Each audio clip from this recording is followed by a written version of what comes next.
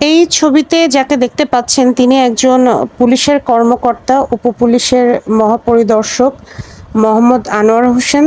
বর্তমানে তিনি বাধ্যতামূলক অবসরে আছেন। তিনি চট্টগ্রাম রেঞ্জের ডিআইজিও ছিলেন। তো তার মেয়ে হচ্ছে এই ছবিগুলো মাইডেতে দিত এবং ফেসবুকে আপলোড করত। তার দুটো মেয়ে, এই মেয়েটা ক্লাস 10-এ পড়ে, নুসরাত রিদিতা রিয়া নামে। তো যখন শেখ হাসিনা পালিয়ে গেল, তো এই মেয়ে কী করছে, সুযোগ বুঝে তার প্রোফাইলটা লক করে দিয়েছে। এর আগে পাবলিক ছিল।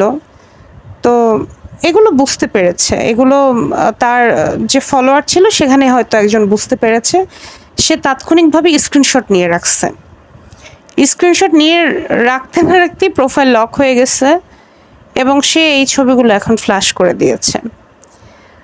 তো আপনারা দেখেন আমাদের বাংলাদেশের এই মেয়ের ছবিগুলো মানে যখন কেউ দেখে, অনেকের ভিতরে আফসোস কাজ করে না? তাদের কি বাবা মায়ের প্রতি অভিযোগ কাজ করে না? এগুলো নিয়ে কি ফ্যামিলিতে অশান্তি হয় না? নিজের জীবনের প্রতি কি বিতৃষ্ণা আসে না যে আল্লাহ কেন এত ডিসক্রিমিনেশন, কেন কেউ এত মানে ব্লেসিংস পাচ্ছে, এত ওয়ান্ডারফুল লাইফ কাটাচ্ছে, আর আমরা কিনা এতই কার্সের শিকার? আমরা জন্ম নিয়ে কি পাপ করলাম যে আমাদেরকে ইলিশ মাছ কিনতে হলে আমাদের চিন্তা করতে হলে কবে একটু দাম কমবে, কোন সাইজের ইলিশ কিনবো, ছোট না বড় না মাঝারি, কোনটার দাম কম হবে? আমাদের চিন্তা করতে হলে গরু মাংস খাবো, এতগুলো টাকা কেজি, আচ্ছা থাক গরু মাংস না কিনি, কোরবানির জন্য ওয়েট করি, কোরবানির সময় অনেক গরু মাংস খাওয়া যাবে। আমরা কত চিন্তা করি, রাইট? আমরা 100 টাকা 200 টাকা হিসাব করে আমরা আচ্ছা ঠিক আছে সিএনজিতে চড়ি, বাসে যে মানে আমরা আমরা বাসে চড়ি, সিএনজিতে না চড়ি। আমরা অনেকেরই কিন্তু অনেক অসুখ আমরা বয়ে বেড়াই, কিন্তু ডাক্তার দেখাবো, আচ্ছা ডাক্তার দেখানো মানে হচ্ছে ঝামেলা, হাজার হাজার টাকার টেস্ট দিবে, আচ্ছা থাক ফার্মেসিতে গিয়ে ওষুধ খেয়ে দেখি কোনো মতে সারে কিনা। This is the common scenario of Bangladesh. আপনারা যদি মনে করে থাকেন এই যে লাক্সারিয়াস লাইফস্টাইল যারা মেনটেন করতেছে, এটা কিন্তু বাংলাদেশের আসল চরিত্র না। বাংলাদেশ কিন্তু হচ্ছে লিড করে হচ্ছে মধ্যবিত্ত শ্রেণীর মানুষজন এবং নিম্ন মধ্যবিত্ত এবং যারা হচ্ছে দরিদ্র।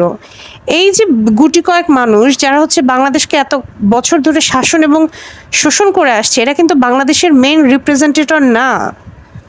কিন্তু এদেরকেই ফেসবুকে বেশি দেখা হয় এবং এগুলো দেখে আমাদের দীর্ঘশ্বাস বাড়ে। তো এই লোককে বাধ্যতামূলক অবসরে পাঠানো হয়েছে।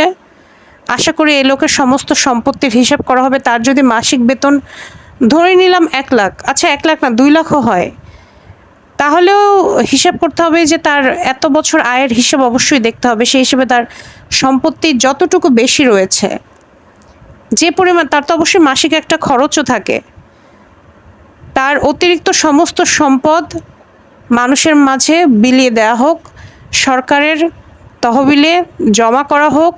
অনেক যুবক হচ্ছে পুঁজি পাচ্ছে না ব্যবসা করার জন্য। অনেক গ্রামের অনেক মানুষ আছে যাদেরকে কয়টা হাঁস মুরগি কিনে দিলে, তারপরে কয়েকটা গরু ছাগল কিনে দিলে, একটা সেলাই মেশিন কিনে দিলে একটা ফ্যামিলি দাঁড়ায় যায়।